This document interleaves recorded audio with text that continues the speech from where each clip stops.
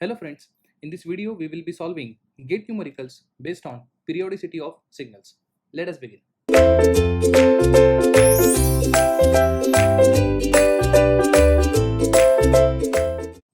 The first question which is asked in gate 2009 is displayed on the screen. The fundamental period of x of t, which is 2 sine 2 pi plus 3 sine 3 pi t with capital T expressed in second is. So of course fundamental time period is t. We have to calculate the effective t for the given x of t signal. So I'll rewrite that x of t here. X of t is twice of sine 2 pi t plus 3 sine 3 pi t. You know what is important to us is omega component here. So I would say omega 1 is 2 pi. Here omega 2 it is 3 pi. From omega 1 I'll get T1 which is 2 pi by omega 1 which is 1 second, whereas T2 will be equal to 2 pi by 3 pi. Pi will get cancelled. T2 will be 2 by 3 seconds. Is that right? So this is the example of a continuous time signal which is combination of two sinusoids together having individual time periods as 1 second and 2 by 3 second. We know that individually every sine and every cos signal is by default periodic, but combination of two periodic signal may be periodic, may not be periodic. So we have to find if it is periodic, then what is a fundamental time period. And let me tell you, if they have provided four options and a possible value of capital T, it means definitely it is periodic signal. So one thing that we know that it is a periodic signal. Rather, they are not asking you whether it is periodic signal or not. X of t, definitely it's a periodic signal, and that's the reason why they are asking you what is the effective value of t. So I'm sure you remember effective value of t is given as LCM of t1 and t2. Let's say we had some other signal, some signal 3 here, then I would take t3 also. So here it is LCM of 1, 2 by 3. So remember, when you have it in the form of numerator and denominator, you cannot take LCM directly. In that case, you take LCM of numerators and HCF of denominators. What does that mean? I'll tell you. So it is 1 by 1 I can treat. So it is LCM of numerators, which is 1, 2, and HCF, that is highest common factor of denominators, which is 1, 3. In this case, LCM of 1, 2 is definitely 2, and highest common factor of 1, 3 it is 1. Therefore, we say that capital T is 2 seconds. So option B is the correct option. So most of the students may have doubts what is exactly mean by highest common factor. So I'll tell you. So here I have to take highest common factor of 1, 3. So I'll write factors of 1, that is those numbers which are multiple of 1. Okay, so 1 has got only one factor, which is 1, but when it comes to 3, it has got two common factors, that is 1, that is 3 can be divided by 1 and 3 can be divided by itself, that is 3. So these are possible factors for 1 as well as 3. Now before I'm going for highest common factor, first of all see to it what is common factor. So as you can see in 1 and 3, 1 is a common factor, so common factor is 1. Now let's say we have some multiple common factors together, out of which you have to select one, but that's not the scope here because we got only one common factor. So that one common factor itself becomes highest common factor. So even highest common factor is also 1. So to elaborate you more, I'll give you one more example to get highest common factor. Let's say we have to find highest common factor of 6, 12. In that case, 6 has common factor. I mean 6 can be divided by 1.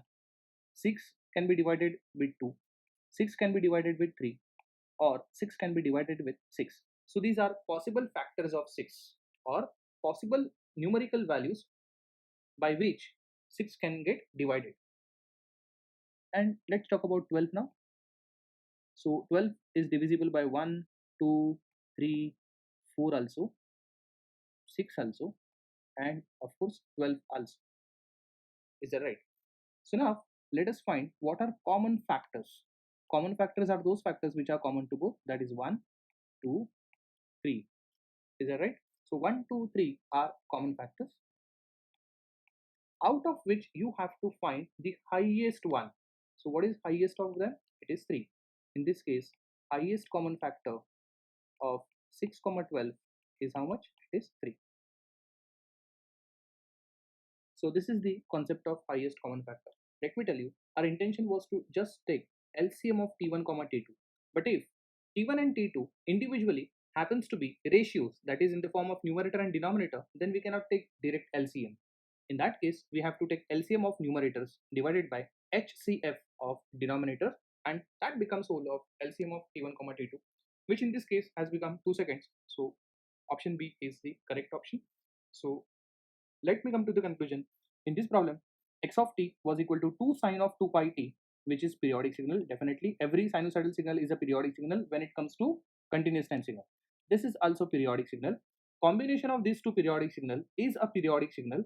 The thing is, we have to find the fundamental time period of x of t, by which x of t we say it is periodic with. So it has come as 2 seconds. Option B is the correct option. Let's move to the next problem.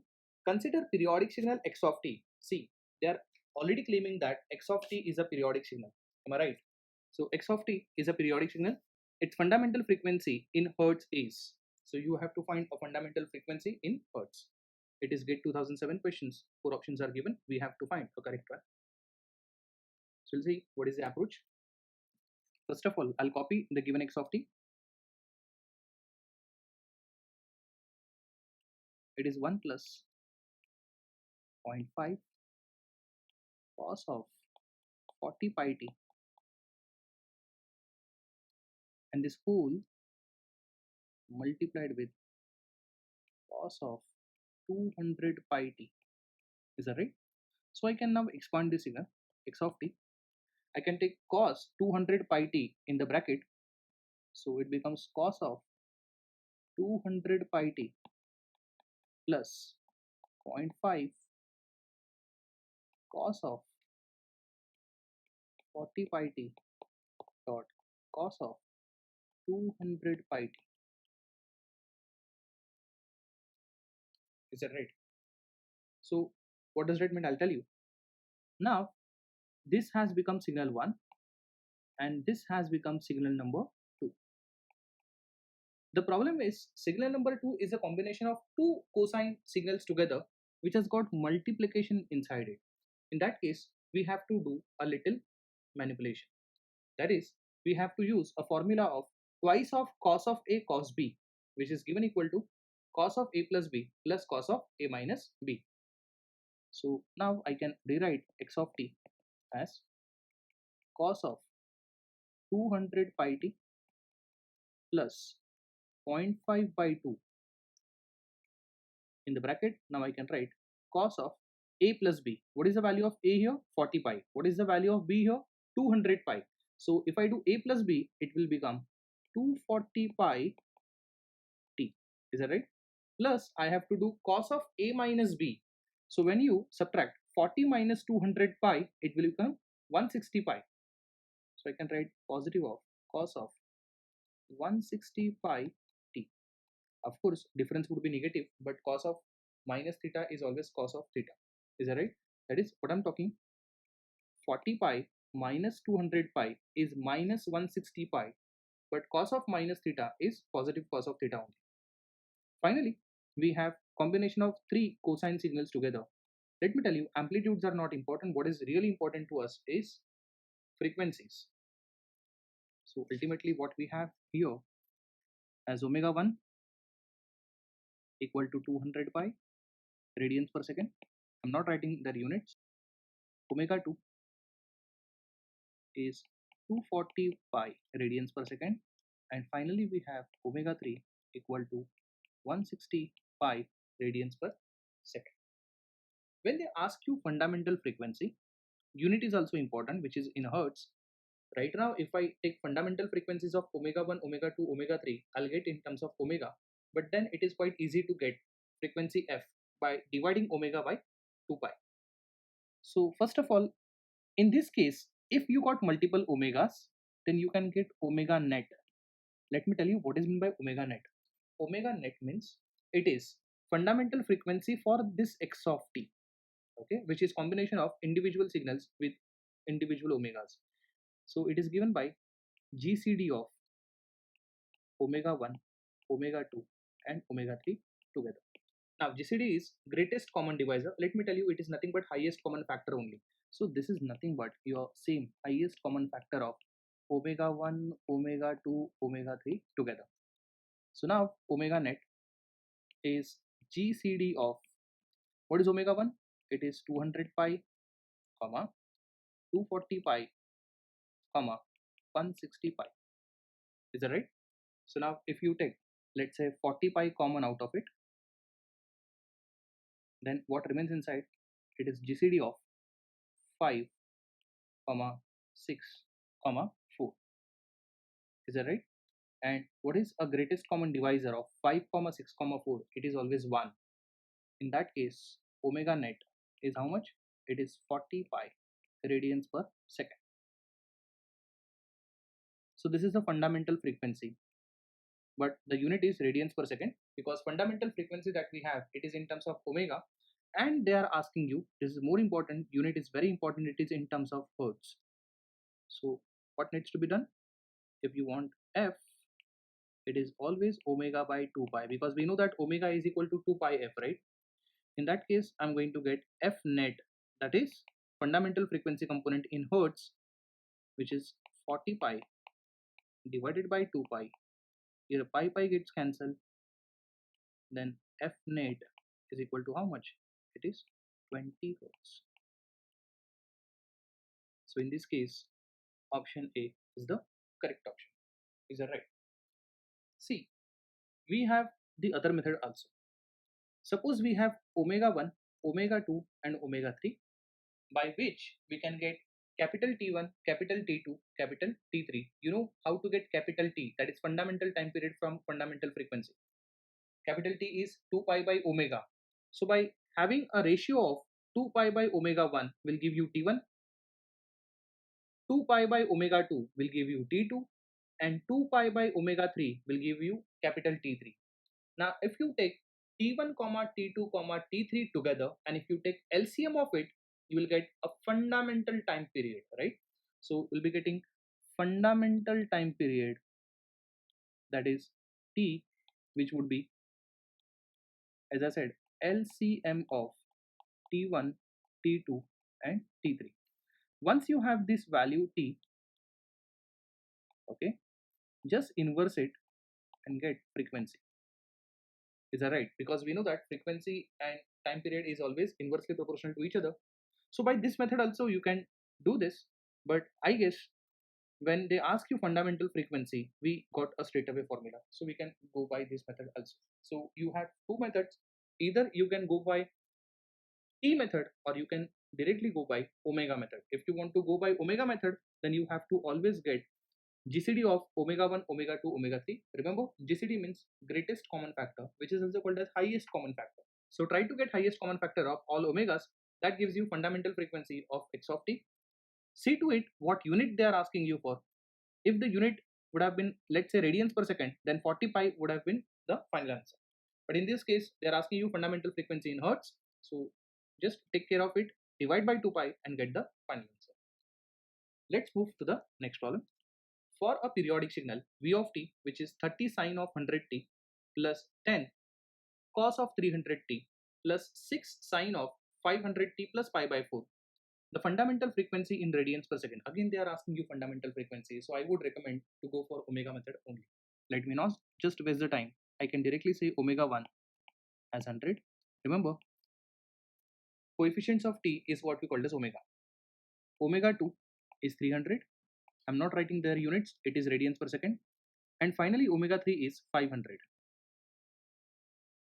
radians per second. Let me tell you about this pi by 4. This is just what we call as a phase shift phi. It has absolutely nothing to do with your frequency. So frequency components are important when it comes to fundamental frequency. So as I have suggested you to go on calculating omega net, which is nothing but GCD or highest common factor of omega 1, omega 2 and omega 3 together, which is GCD of 100, 300, 500. So just by observation, we can say that 100 is the highest common factor, because 100 is the number which can divide 100, which can divide 300, which can divide 500. So 100 is the only common factor, which naturally becomes the highest common factor of this. So this is what we have, omega net, or a fundamental frequency 100 radians per second. So again, they asked you fundamental frequency in radians per second. So they are asking you omega. So there is absolutely no need to convert it into F, that is in terms of hertz, like a previous sum we did. So option A is the correct option. Let's move to the next problem. Before we move to the next problem, I would suggest you can go by this method. Like, you just go on calculating T1, T2 and T3.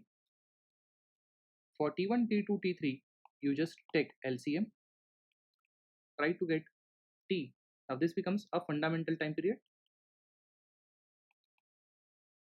Once you have fundamental time period, you can get fundamental frequency by method 2 pi by capital T, and see to it whether you are getting 100 radians per second or not.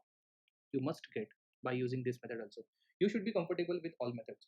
In fact, I keep on saying that rather than solving so many problems, try to solve problems in many ways, and that gives you more clarity. Let's move to the next one. Consider the signal, which is 1 plus cos of pi t plus 3 sine 2 pi by 3t. Then we have 4 cos pi by 2 t plus pi by 4. Its fundamental time period in second is. So you have been asked to calculate fundamental time period out of it. That is in terms of second. So they are asking you capital T here, right? So let me rewrite the signal, which is 1 plus 2 cos of pi t, 3 sine of 2 pi by 3t. Then we have 4 cos of pi by 2t plus pi by 4. Again, that phase shift is not important. So this is just one. It means it is showing you it is a DC signal, and DC signal have got zero frequency. So this has got zero frequency. So we will not consider this right now. So I'll go for this. So I would call this as omega 1, which is pi. Omega 2 here, it is 2 pi by 3. And omega 3 is just pi by 2. It is a coefficient of t, remember. By which now I can get omega net, which is GCD of omega 1, omega 2 and omega 3 together. Remember, GCD is nothing but highest common factor. Okay, so I can write highest common factor also, I can write GCD also. So let me just write highest common factor. It is again one and the same thing. Let me tell you, this is pi comma 2 pi by 3 comma pi by 2. Now here you are going to face the problem. What the problem is? The problem is now omegas are in terms of ratios, so we cannot again have highest common factor directly. Likewise, we have come across this case when we had to take LCM of multiple t's together. When the multiple t's are in terms of ratios, then we used to take LCM like this, that is LCM of numerator divided by HCF of denominator. Here we are exactly going to follow the same procedure, but in a reverse way, because this time we don't want LCM. What we really want is HCF this time. So when it is in the form of ratio, it is given like this, that is HCF, that is highest common factors of numerators, which is pi, 2 pi and pi, divided by, this time I'm going to take LCM of 3 comma 2. Okay, so this is how we go on getting HCF.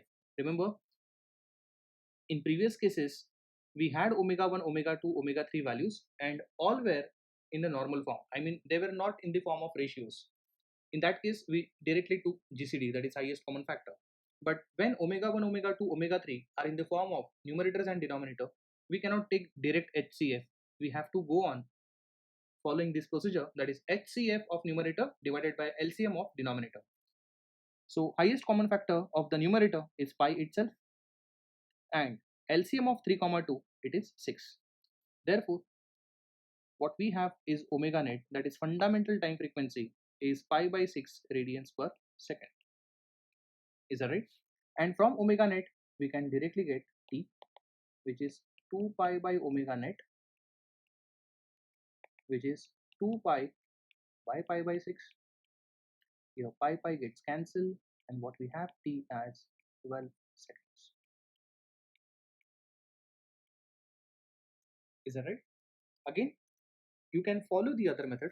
From omega 1, omega 2, omega 3, you try to get t1, t2 and t3, and just take LCM of this, will again get 12 seconds only.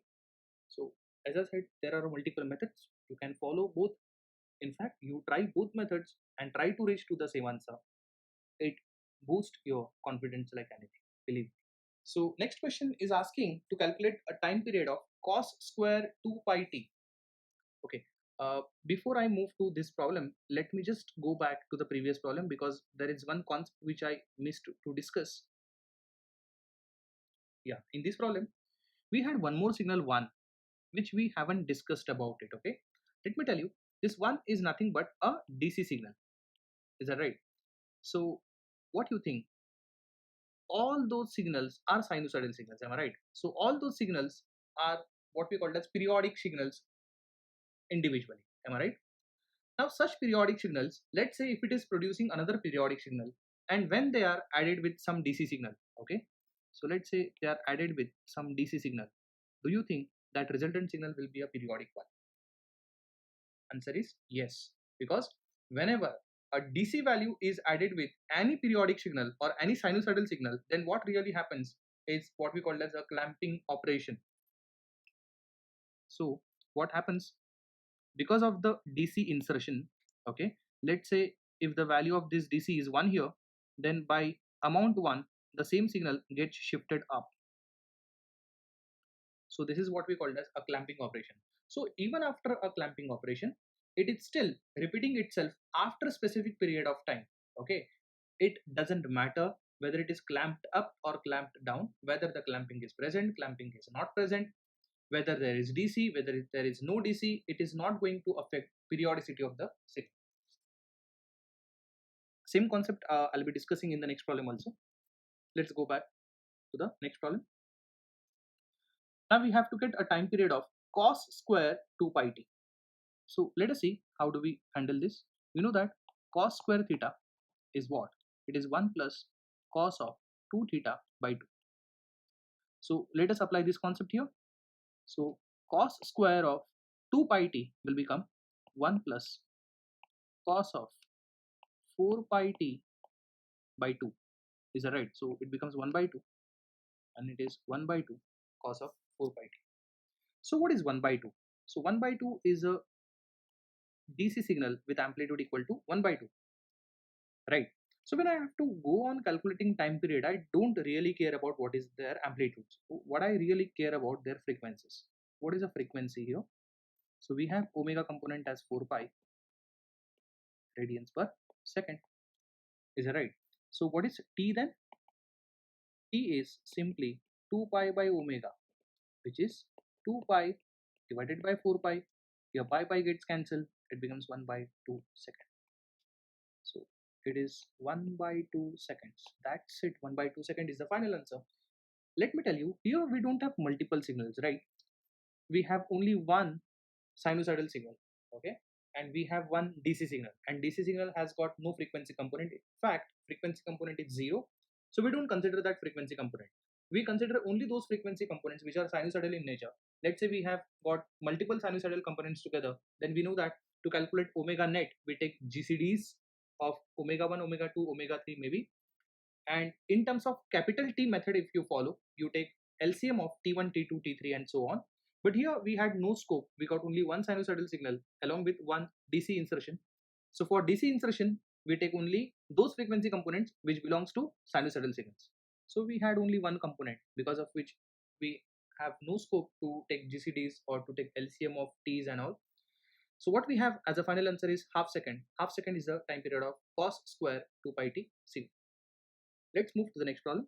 So here, two periodic signals, that is x of t and y of t, has a same fundamental time period of 3 seconds. Okay, so x of t and y of t signals are a periodic signals individually. X of t as well as y of t, there is a common factor between them. They may not be same signal, but they have got a common factor, that is their individual fundamental time period is 3 seconds. Is that right? So just let me write the given data. So there are two signals. X of t has a fundamental time period of 3 seconds, and you have another signal which is y of t. Even y of t have got the same fundamental time period, let's say t2. This is also 3 seconds. Is that right?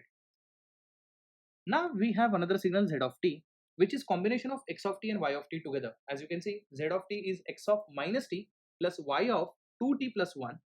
The fundamental period of z of t in second is, it is GATE 2018 question. Okay, so we'll see how to handle this question.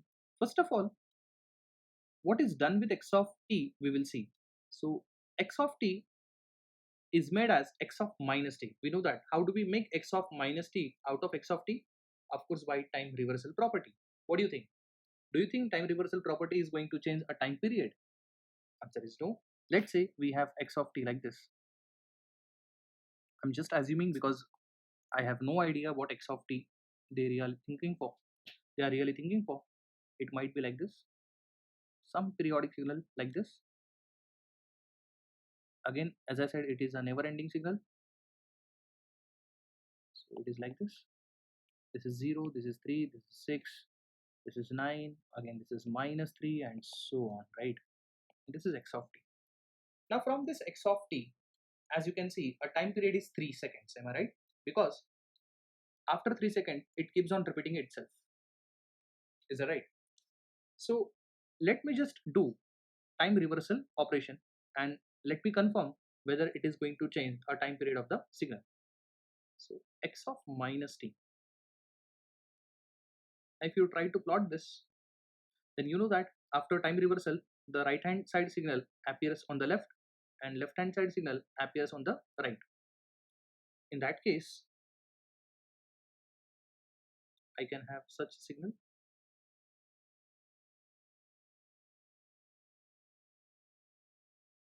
So this is what really happens in time reversal operation. But even after doing so, as you can see, time period is not changed. Still, time period is 3 seconds only. So time period is just 3 seconds only. It is not changed. So let me tell you, when we are talking about this z of t signal, out of which x of minus t will also have time period equal to how much? It is equal to 3 seconds. Am I right? So let me talk about y of t signal now. So y of t is also a signal having t2 equal to 3 seconds. As I said, x of t and y of t signals may not be same, but then their time period is same. You can have your own signal as y of t. It can be some signal like this. Let's say this is 0, this is 3, and so on. So as you can see, a fundamental time period of y of t is how much? It is 3 seconds. Because after every 3 seconds, it is repeating the same pattern again and again. Now, when I'm talking about y of 2t plus 1, you know that shifting, okay, this is what we call as shifting, and this is what we call as scaling.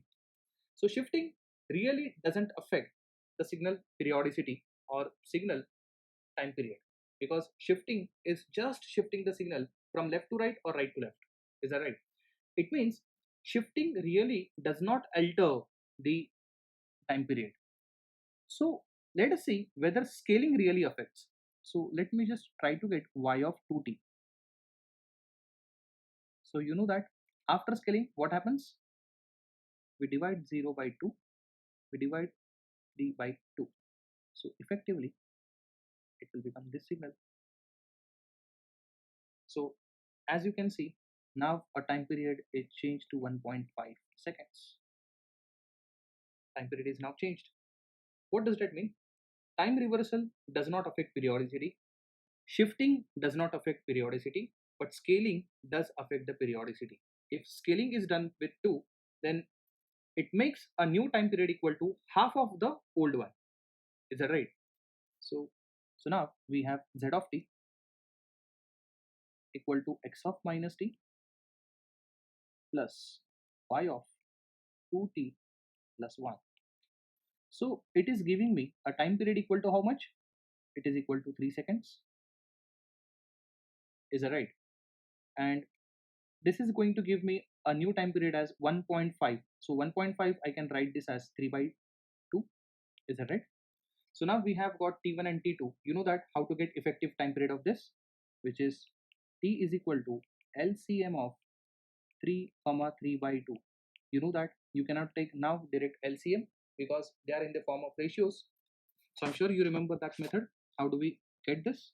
Then t will be equal to LCM of numerators, which is 3 comma 3, divided by highest common factor of denominators. And what are denominators? It is 1 comma 2. So LCM of 3 comma 3 is obviously 3, and highest common factor of 1 comma 2 is obviously 1. Therefore a time period is equal to how much? It is 3 seconds. So 3 seconds is the final answer for this. Is that right? So whenever you have been asked a fundamental time period, and if you want to take LCM, but individual T1 and T2 happens to be in the form of ratios, then you cannot take direct LCM. So you have to take LCM of numerators divided by highest common factor of denominators. Is that right? So in this case, it is equal to 3. So 3 seconds is the correct answer for this. The next question is appeared on the screen. The fundamental period of discrete time signal x of n and some exponential signal is given this time, and they're asking you a fundamental frequency for this. So remember, a discrete time signal in terms of exponential signal, it is always e to the power j omega n form. In this case, we have to compare with the given one, e to the power j 5 pi by 6 times n. Is that right? So if you compare, you'll get omega equal to how much? It is 5 pi by 6 radians per second. After which, now you can get capital N, because we know that we have capital N in case of a discrete time signal, that is 2 pi by omega times, don't forget this k also, because k is the minimum value of integer which makes capital N as integer, which is now given as 2 pi by omega value is 5 pi by 6 times k. Your pi gets cancelled, so what we have capital N value as, it becomes 6 2s are 12 by 5 times k. So what do you think? What should be the minimum value of k which makes capital N as integer? Of course, k has to be 5. So if k is 5, n comes out to be 12. What does that mean? Now this given x of n is the signal which is periodic with time period or fundamental time period equal to 12. Remember, it is not in terms of second because these are number of samples after which it repeats itself. Let's move to the last problem. So given question is sine pi square n is discrete time sinusoid. Okay, and they have given a blank and you have to fill with the correct option. So first option says the given signal is periodic with pi second. Second signal says it is periodic with pi square second. Third option says the given signal is periodic with pi by 2 second. And last option says it is non-periodic signal. Okay, do you think that a signal can be non-periodic if it is a sinusoidal? Answer is either yes or no. The given sinusoidal signal is always periodic if it is continuous time signal, but when it comes to discrete time signal, we have learned that in a very important note, discrete time signal, if happens to be a sinusoidal signal, it is conditionally periodic. That conditionally periodic means the condition is the capital N that you must get should be integer value always. So let us see what happens in this case. We know that a discrete time signal x of n in terms of sinusoidal signal written as sine omega n. Here it is sine of pi square n, meaning that value of omega is pi square. So capital N is given by formula 2 pi by omega times k, where k is the minimum value which makes capital N as integer, which is in this case 2 pi by omega value is pi square times k. Pi gets cancelled. What is remaining? 2 by pi times k. This is final value of n. And now let me tell you, k have got no value or no possible integer we have which makes n as integer. Now people say, so why can't we take k as pi? No, because it is not going according to the definition. K is always integer. K is always integer value, and pi cannot be integer. And that's the reason why, since this is never ever equal to integer value, so we can conclude that the given x of n signal is non-periodic.